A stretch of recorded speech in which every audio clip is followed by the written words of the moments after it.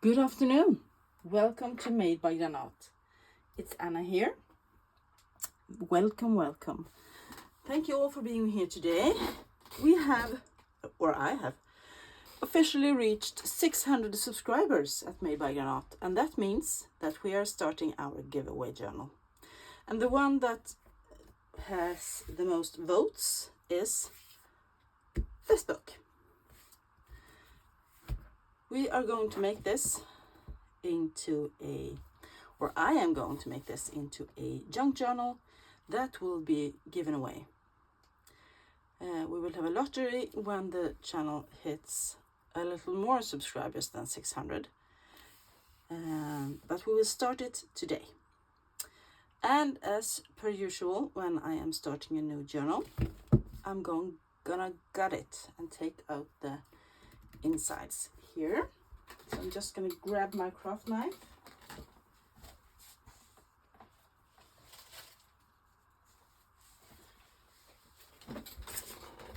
Here it is, and let's start. I usually start from behind, from the back of the book, and this one is in excellent condition, I can say. It was published in 1925, so it's 100 years next year. Unfortunately, the pages are a bit shiny, but I think we can use a few of them. That one, for instance, is quite beautiful, but it's in excellent condition, and I think it could be, because if you have an old book, a really old book, like 150, 200 years, many times the books kind of fall apart by themselves. This one is, I don't think this one has been read ever. So it's a bit tricky, but I'm trying to make small cuts, and I hope you can see. Yes. And keep my blade close to the text block instead of close to the spine, because I don't want to nick the spine. And if I do, I'll cover it up, but it would be preferred that I don't. So I can feel that I am cutting through the mow that the bookbinder has used. And at least I'm hoping that's what I'm doing. And it's really tough. Really tough, and it's also it's holding on for dear life, this one. Yeah, so I want to thank you all for being here, and for subscribing, and for helping my channel to grow so that it reaches more people. What I'm doing now is that I'm just changing my direction, so I'm turning the book upside down, and I can't even get my finger in here because it's so tight. I'm trying to do this without cutting myself or cutting the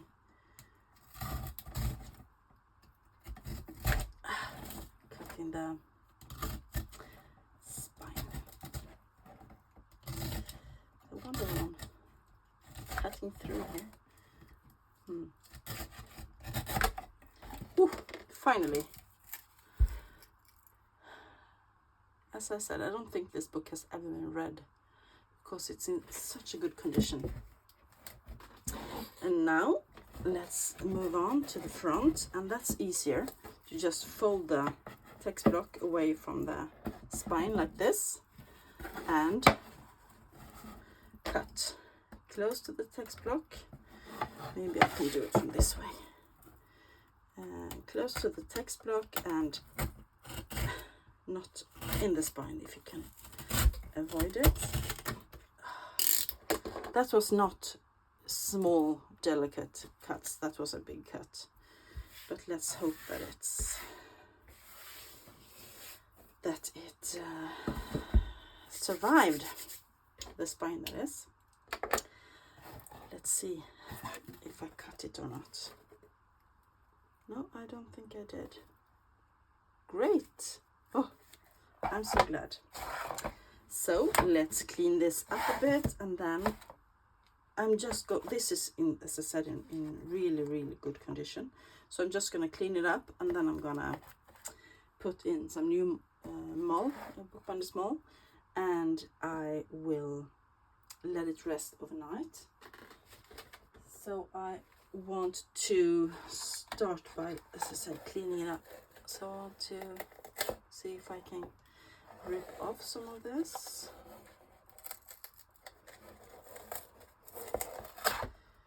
This is, you can see the old mull here, the web thing. This is what I like when I get these big pieces, because this will be going back into book. It will be a grunge edition somewhere, and I love it. Love, love, love it. You can see the different layers. And that's a clean edge, and the end papers are sticking down really nice. This is, it's almost as if this book was published like last year or something, or even to be honest, books published in 1925, at least this one, is in far better condition than books published last year, because bookbinding is not something that's done in the same way anymore. I don't think so. Of course there are bookbinders that, or publishers that make really good books, really good condition. What am I trying to say? Making books that will last forever. But I think that many, many, many publishers choose the cheaper way of doing it so that they can earn more money. I'm just using my brush to clean up the place a bit. And I know I need to clean this mat, but not today. There we are. I have cleaned it up. I think I might tear a bit of this off as well, where it's loose.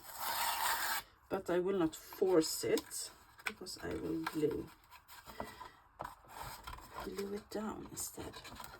Let's see if I can lift it up a bit.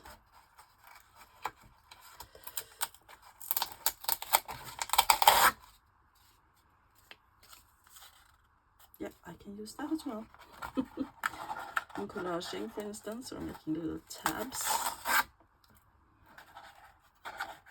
Just trying to clean it up a bit. There we go.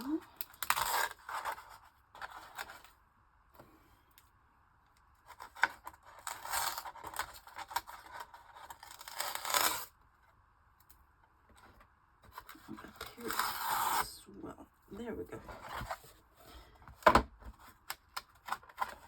So this book has a quite rounder spine, and it is quite defined still, so that will be good. I'm now going to go grab my bookbinders glue, but first I'm going to cut the mull. I think it's mull or hull, mull, I don't know. I bought this is vintage, from a bookbinder, and I bought it from Kate at Pixie Kate Designs, and I love it. And when this is finished, I'm gonna buy some more if she has it. I'm just going to measure how much I need. So I'm going to go about, let's see if I can get it up, about there maybe.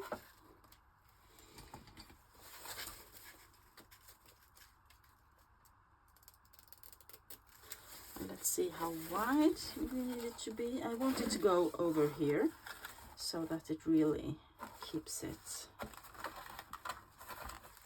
same way it was, and that will be quite perfect actually. I'm going to, sorry if I am out of frame. This is a big piece of I don't know if I can call it fabric, netting maybe is a better word. So I'm just going to see if I can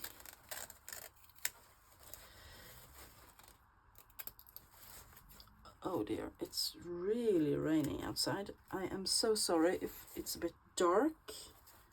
As I said, it's afternoon, and we since it's raining, it's dark. We have a bit of a storm coming, I heard, in Sweden where I live, in the next few days, but not today. Oh, I hope this will be enough. Yeah, it will be sufficient. Let me just grab my glue.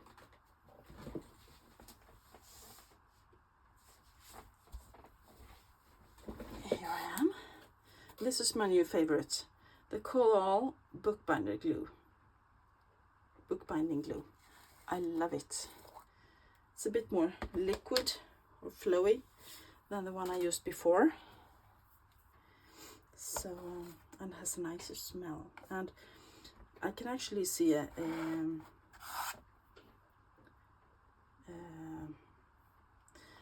having this small jar instead of having a big jar like I did before is quite good, because it doesn't turn bad if I don't use it. And this will be used up before it turns bad.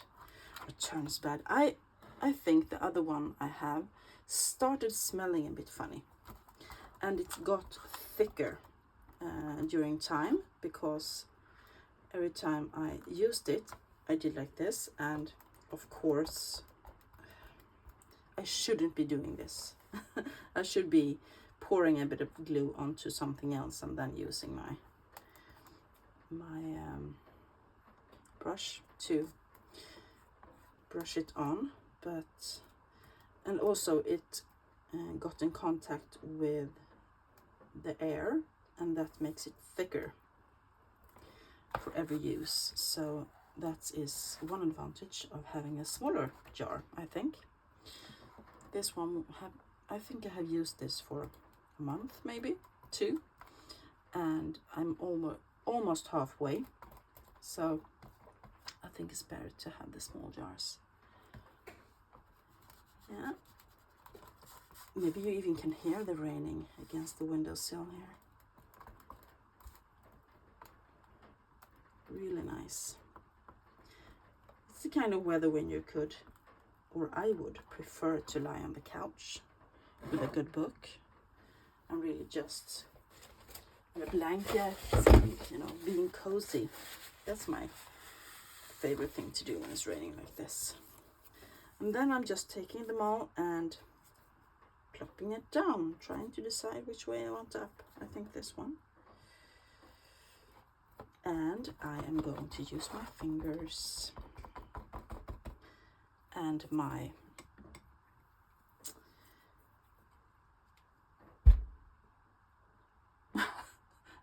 it totally flew out of my mind, the name of this tool.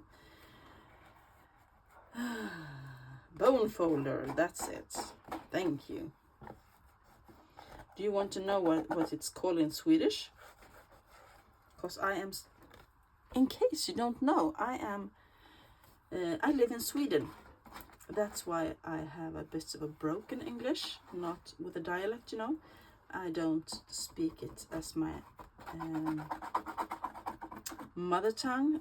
My mother tongue is Swedish, so in case you didn't know, because I have quite a lot of new followers, and maybe you don't know that. I just realized. So welcome, in case you're new, an extra welcome if you're a regular. My name is Anna, as I said, and I live in Sweden. I have been making junk journals since 2007 or 2006. I started my first on Christmas Day 2006, and I was, you know, really into it from the start, and I have been ever since. I love it, and it's my way of being creative. So I have made plenty of them. This feels nice. Let's make sure it's really stuck down though. There we go. And now I want to get my lid on my glue, of course, because I don't want it to be thickened too much. Then I'm going to take my text block and put it back in. And if I do that now, it will stick down again, of course. So I want to put some plastic around it. So I'm just going to get a piece.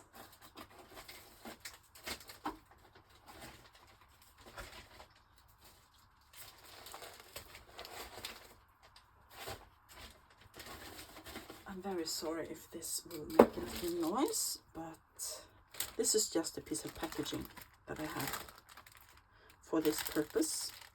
I'm placing it there, then I'm placing the text block in and making sure that the, let me stand up and show you, that the little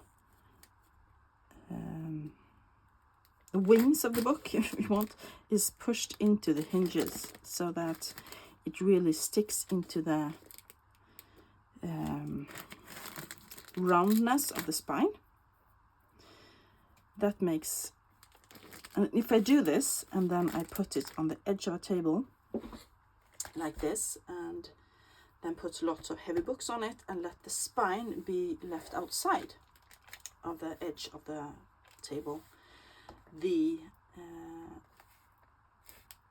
lovely hinges here, or the curved spine, will remember that it used to be this shape, and it will be easier to put the new text block in later. So I'm gonna put this under pressure overnight at least, and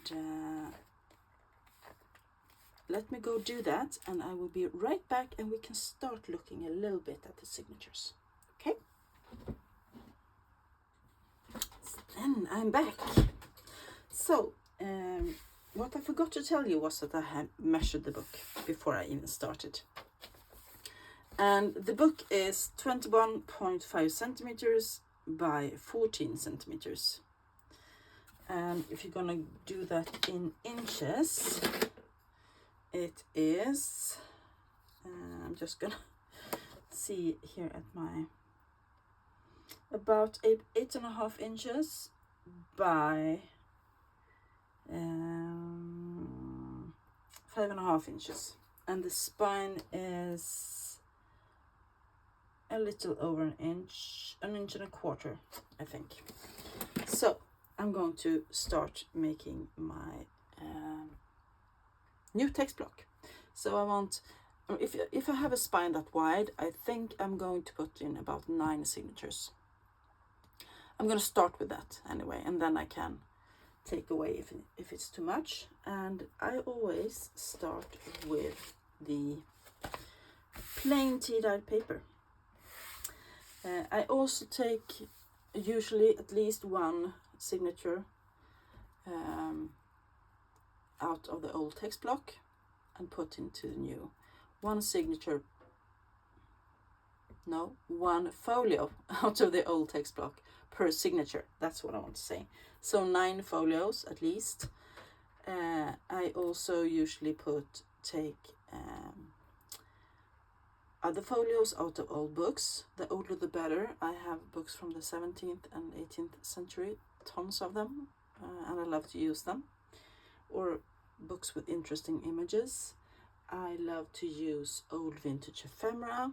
I love to use vintage lined or grid paper, or stationery, or whatever I can find. I also love to use envelopes. And this book will be packed with vintage stuff. No printables or stuff like that, just things I can find in the thrift store mostly, and maybe some Tim Holtz ephemera as well. So anyway, let's start with these. And the inserts, I want to keep them a bit smaller than the cover so that they don't stick out. And the height I want is 13 centimeters. So once again, I'm using the measurement of my crafting mat. So about there. Am I sure? No, the height I want is 21.5. So this will be quite enough. I don't have to cut anything from the height, and just a little bit on the width. 14 and the 28, so just 1 centimeter, about 1.5 centimeter on each, or I make it into a flip. No, I'm just going to start by folding these, and we will see. I should have had a template. Maybe I should go get a template so that we see that we are not doing anything wrong. How about that? Give me a second, I will be right back. Here I am. I just pulled one of the fly leaves out so that we're going to use this anyway. So I'm just going to measure. And as I said, the height is fantastic, and I had to get rid of about 1 centimeter here. So what I'm going to do is I am going to just make a little mark and cut using my Fiskars cutting board.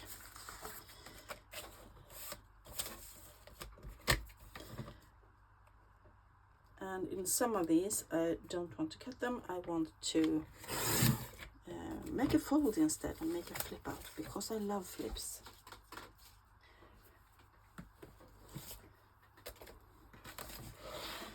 Is this the right size? Yes, it is absolutely perfect.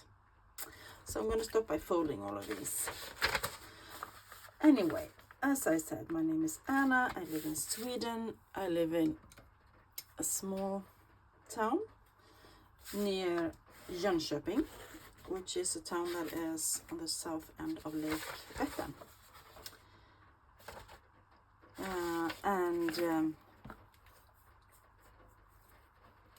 Now I'm starting to rethink this. I don't want to cut them. That's the thing, right? So I want to make them the right size from the beginning. So I'm just going to make sure that I'm making myself so I can't talk about one thing and do another. 13.5. Let's do like this. Let's really be sure. That one has not been cut, so I'm gonna cut it at 13.5. There we go. Those are done. Now let's use this as a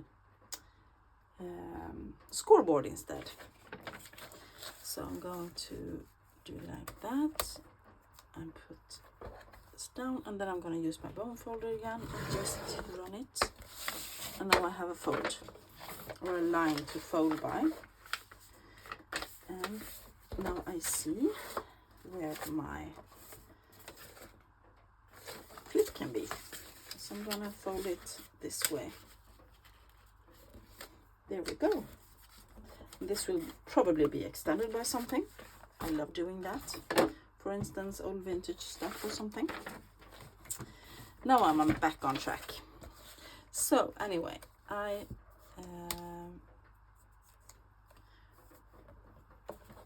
live in a house with my husband and our 2 kids.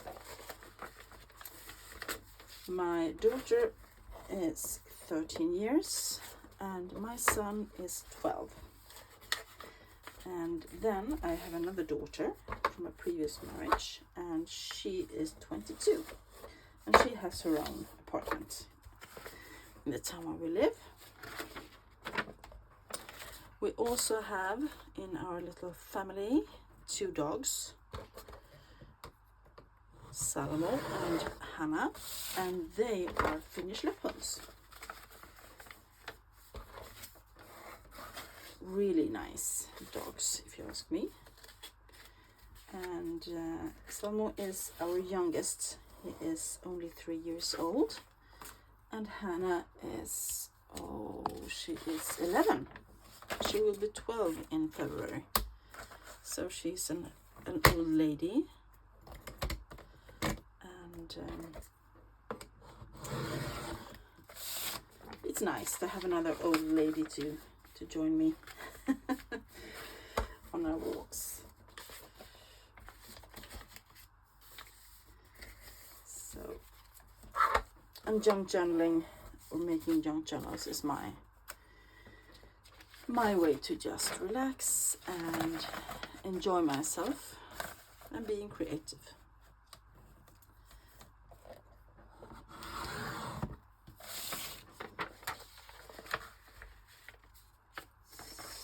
So, what else do I need to tell you?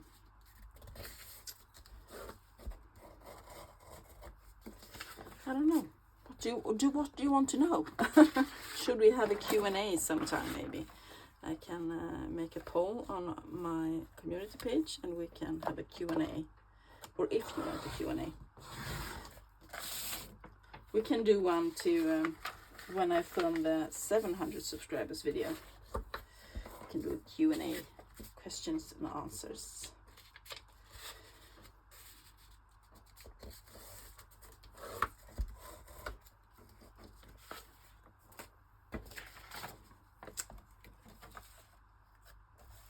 And if I don't want these flips later, I can just cut them off. It's no big deal, but I prefer to have them from the beginning so that I know that I can do my little flippy thingies if I want to. So I'm just gonna throw that one. That one was a bit broken, but that means that we can mend it later with something fun. So get rid of that. Let's count our folios here. See if we have 9. 1, 2, 3, 4, 5, 6, 7, 8, 9. Perfect. One thing I also like to do is to put a little post-it note on the first page so that I know which signature I am working in. And I do that for every signature. So the first one I wrote number 1 and an arrow up so I know which way is up. And then I do a number 2. Go. Number 3. Oh, I know how to count, you know. And I don't want the flips to on the same way all the time, so I can vary that a bit. And that one is letting go. 1, 2, 3, 4, of course. So let's put that one there. Number 5.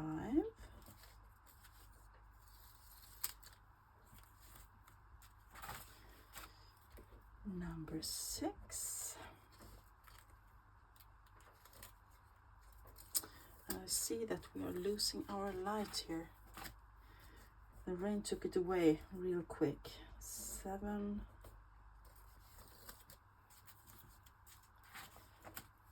8.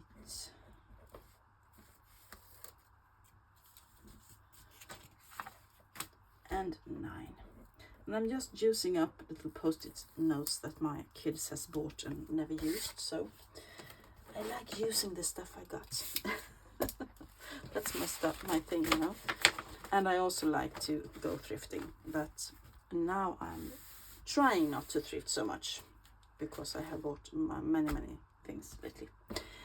Anyway, I think we have to stop here for today because we have almost no light left.